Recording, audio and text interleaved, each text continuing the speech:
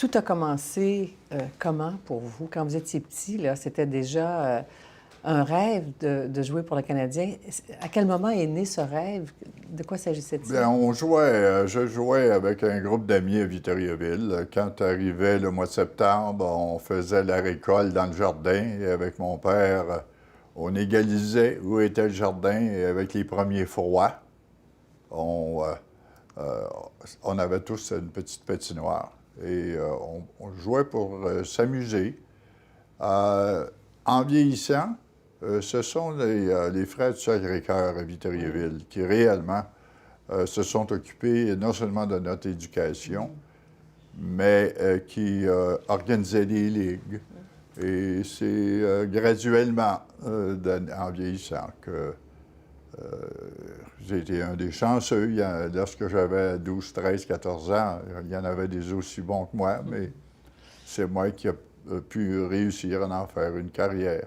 Chez les juniors, on avait très vite repéré votre talent, là. On vous courtisait, on essayait de vous convaincre, vous, de venir à Montréal plutôt qu'aller à Québec. On essayait de convaincre votre père, Arthur. Oui. On mettait des liasses d'argent, là, des billets de 100 Non, c'était pas 100 dans ce temps-là. C'était 20, des 10? Oh, non, Il me semble que j'ai vu des 20, non? Bon, il y a eu un éclaireur qui était venu, puis il y avait 100 mais en billet de 2. En billet de 2? Oui. Ça faisait plus impressionnant, Ben la oui, pile? la pile. Quand tu as 25 sous dans tes poches. Et on jouait au baseball aussi l'été. Oui.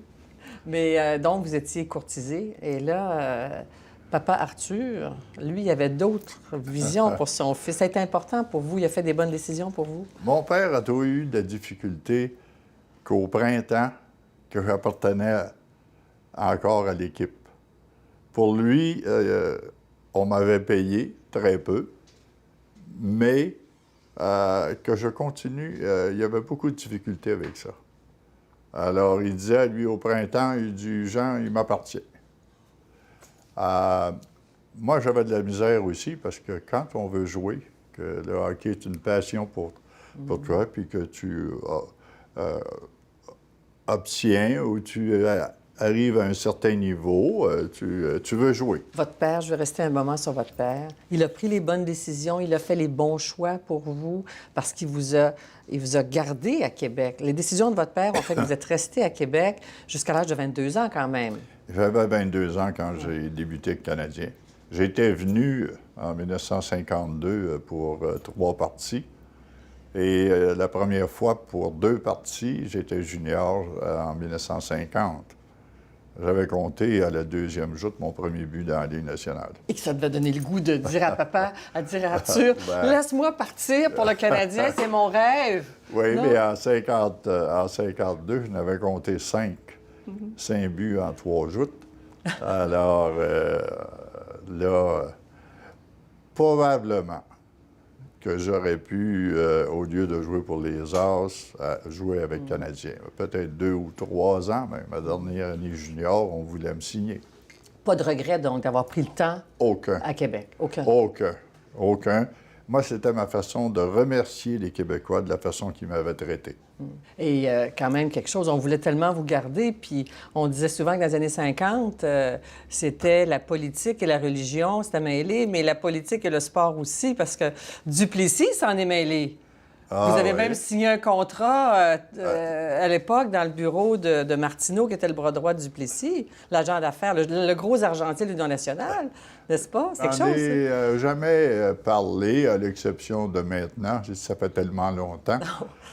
Ma 2e année avec les As de Québec, on s'était entendus. Alors, que j'allais à l'Anglo, au Moulin à papier. L'Anglo-Pub de Québec. À l'Anglo-Pub. Jack Ladder, qui était président, vice-président de l'Anglo, mais président des As. Propriétaire des As. L'Anglo. Ouais, l'Anglo était propriétaire.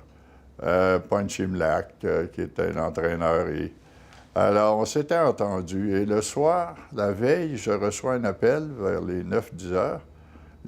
Et on m'a demandé, ça te dérange-tu si on va signer dans le bureau de M. Martineau? Je m'en souviens encore, 96 Saint-Pierre en Basse-Ville, dans le Vieux-Québec.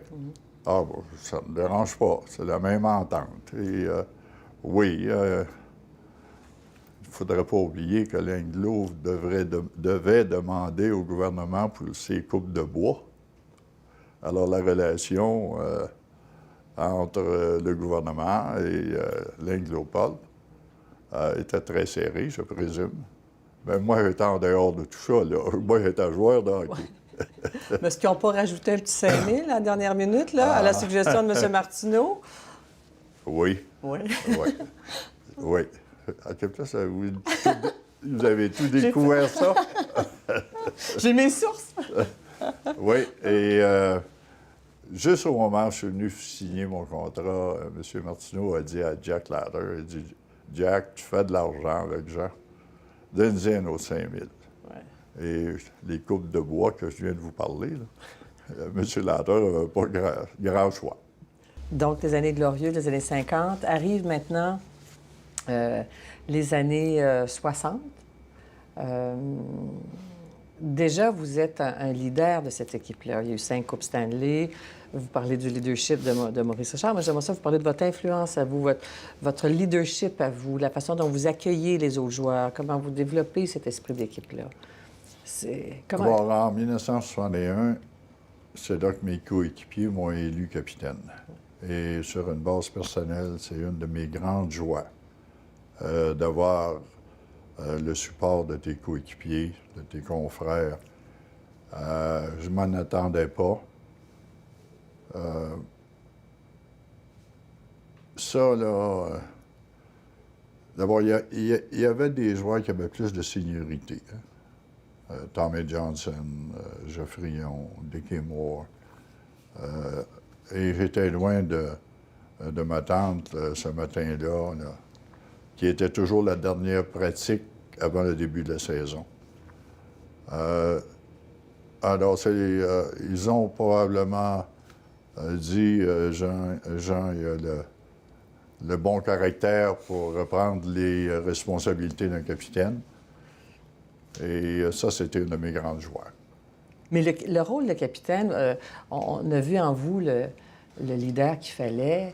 C'était l'émotion qui vous a habité au moment où vous avez finalement accepté, parce que vous avez essayé de vous désister. Vous avez presque refusé la désignation de capitaine. J'étais allé voir M. Selke après, parce qu'il y a un des Geoffrion était très désappointé. Il pensait que c'est lui qui aurait la responsabilité de devenir capitaine. J'avais été voir M. Selke après. Et je lui avais dit, écoutez, moi, c'est le bien de l'équipe que je veux. Là. Si c'est pour nuire, là, il dit, Jean, je ne peux pas descendre dans la chambre. C'est des gars, tes gars qui t'ont voté. Non, non. Il dit, c'est pas à toi à faire ce geste-là. C'est la décision des joueurs et il faut que ça reste comme ça. Et mes 10 dernières années, bien, j'ai été capitaine d'un bon groupe de gars. C'est tout un travail. Beaucoup. C'est pour ça que souvent, les joueurs ne veulent pas avoir cette responsabilité. Vous savez, comme exemple, 2 heures du matin, le téléphone sonne et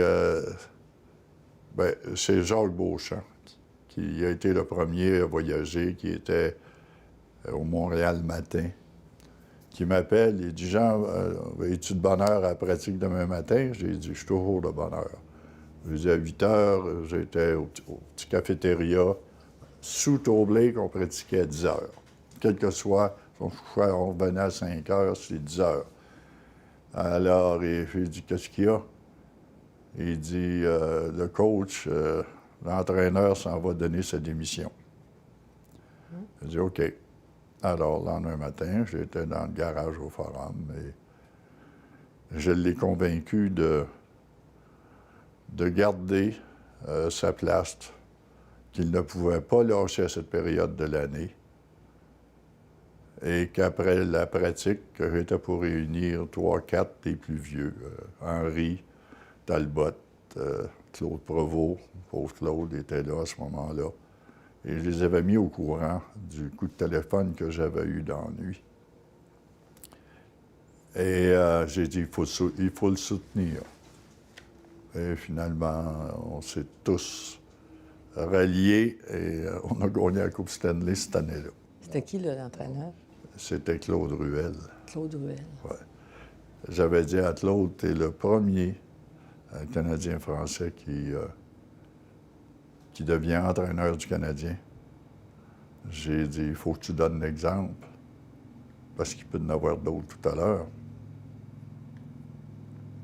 Et pourquoi voulait-il partir?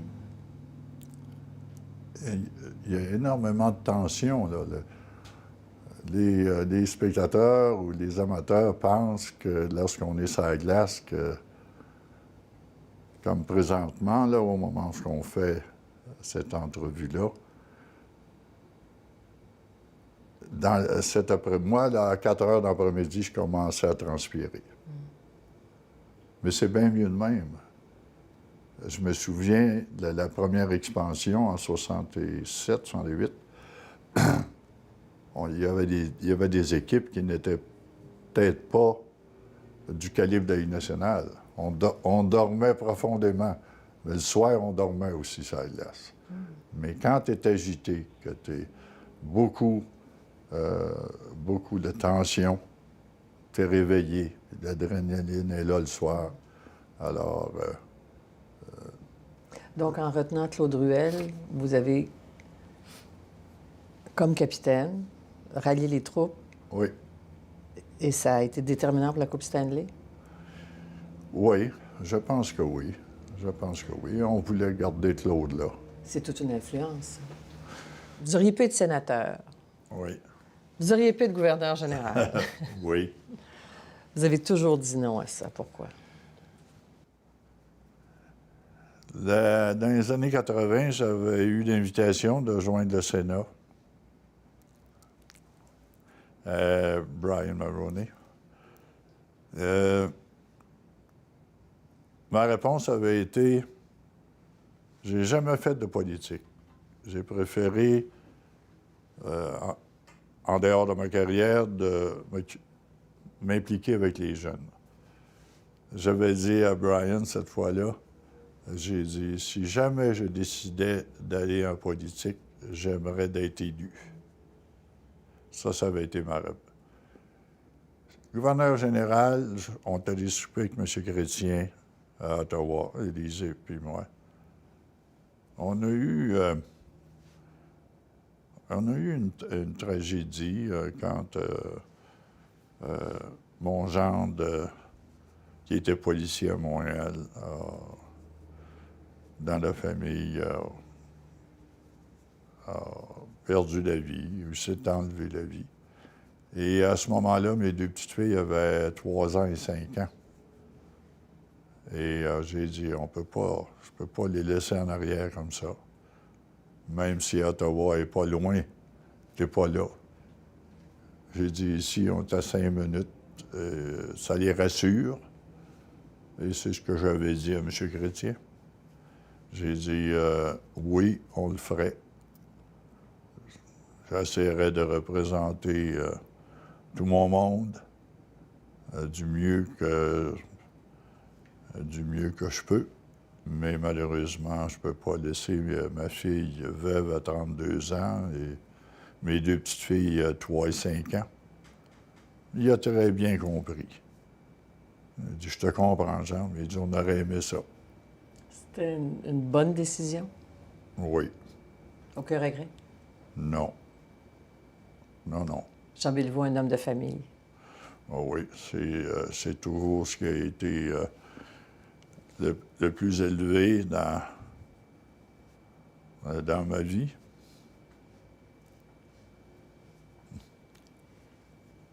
Sa femme, sa fille, ses petites. Oui. Il y a, alentour de cette table-là, le dimanche soir, là, j'essayais de réunir tout le monde. C'est plus difficile aujourd'hui quand ils ont 26 et 24 ans. Mm-hmm. Mais le dimanche soir, je tenais Parce qu'il ne faudrait pas oublier que ma carrière de joueur, le dimanche, on n'était pas ici. Alors, essayer de se prendre contre la famille. Alors, alentour de la table, là, c'était mon plaisir premier de voir toute la famille, comme aujourd'hui, de temps à autre, chez ma fille ou des fois ici. Mais nous, on vieillit, et des fois dans un restaurant. Les mots respect et discipline, pour vous, c'est extrêmement important. Ça a été les mots clés de votre vie, la trame de votre vie. Aucun doute.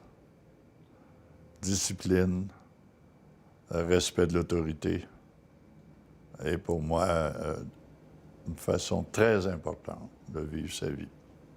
C'est pas lourd à porter à un moment donné? Non. Quand on est discipliné, ce n'est pas... Non. C'est peut-être lourd pour ceux qui ne sont pas respectueux ou ne sont pas disciplinés. Mais dans mon cas, ça a été ma marque de commerce toute ma vie. Alors, c'est pas lourd à porter. Comment assumez-vous le fait d'être reconnu comme ça, comme un homme de respect, de discipline, d'élégance? On n'y pense pas. Pas nous. Peut-être que les amateurs pensent, mais pour nous, ça a été mon métier. Et c'est ma façon de vivre ma vie. Je suis heureux comme ça. Parce que vous avez dit, ce que j'aimerais que l'on retienne quand je ne serai plus là, c'est que j'étais un homme d'équipe. Oui. Cette réponse était venue, là, la question m'a été posée, je n'ai pas eu à jongler longtemps. C'était immédiat. J'étais un homme d'équipe. Un homme d'équipe qui est un modèle à plusieurs égards. Un homme de famille, marié depuis 57 ans, fidèle à son équipe de hockey. Jamais vous serez venu à l'idée d'aller jouer ailleurs ou d'être ailleurs. Donc, une grande, grande, grande fidélité. C'est important pour vous. Bien, quand ceux avec qui vous êtes associés sont fidèles, il me semble que c'est tout à fait normal d'être fidèle toi aussi. Moi, c'était ma façon de voir. Non, chaque personne a sa façon d'agir. Moi, j'ai agi de cette façon-là. Mais je ne suis pas forcé, c'est moi. Qu'est-ce qu'on vous souhaite, Jean Béliveau? La santé. Et de pouvoir continuer à avoir la famille alentour. Et non, la santé, je suis très bien maintenant. Là, alors,